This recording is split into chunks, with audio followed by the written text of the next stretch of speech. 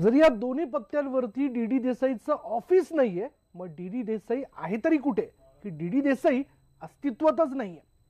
सगळा घोळ आहे. पुढे बघूयात.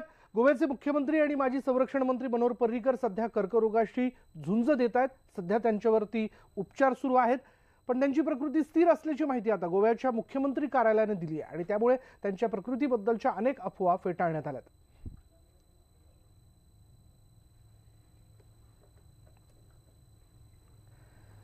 आणि आता जाणून घेणार आहोत 2019चा महासंग्राम.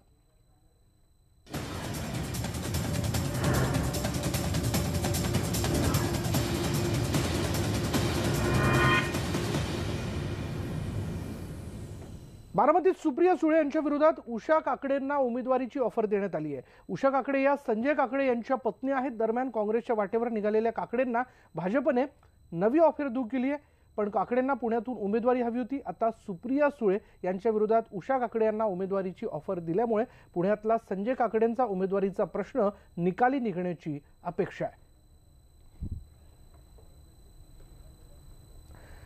तर जालन्याच्या जागेबाबत आज अर्जुन खोतकर यांनी शिवसेना पक्षप्रमुख उद्धव ठाकरे यांची मातोश्रीवरती जाऊन भेट घेतली.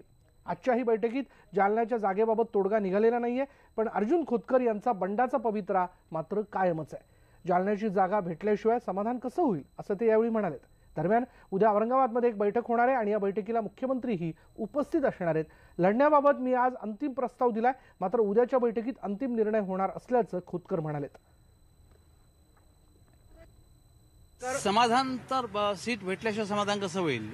मी निश्चितपणे जागेवर आग्रही आहे. मी माननीय उद्धव साहेबांसमोर वारंवार ही जागा शिवसेनेची कशी निवडून येते हे संपूर्ण सांगण्याचा प्रयत्न केलेला आहे आणि माननीय उद्धव साहेबांनी उद्याचा मुख्यमंत्री महोदयासोबत त्याचं बोलणं झालेलं आहे.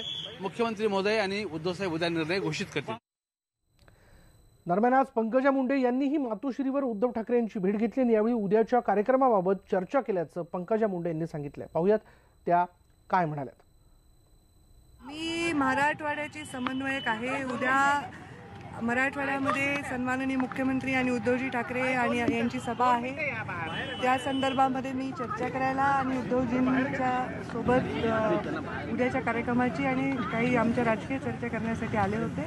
त्यांचा आशीर्वाद घेण्यासाठी आले होते. आमचे संबंध हे पक्षाच्या पलीकडचे आहेत, प्रेमाचे आहेत. लोकसभेला सामोरं जाताना बीड जिल्ह्यात जाण्यापूर्वी त्यांचे आशीर्वाद. लोकसभेच्या निवडणुकीसाठी शिवसेनेची यादी आज जाहीर होण्याची शक्यता आहे. शिवसेना पक्षप्रमुख उद्धव ठाकरे आज पक्षाचे अधिकृत उमेदवार जाहीर करतील आणि पहिल्या यादीत सर्वाधिक उमेदवार असणार आहेत. महाराष्ट्रातील 48 पैकी 23 लोकसभा मतदारसंघात शिवसेना उमेदवार देणार आहे. उरलेल्या 25 जागांवर भाजपचे उमेदवार असतील.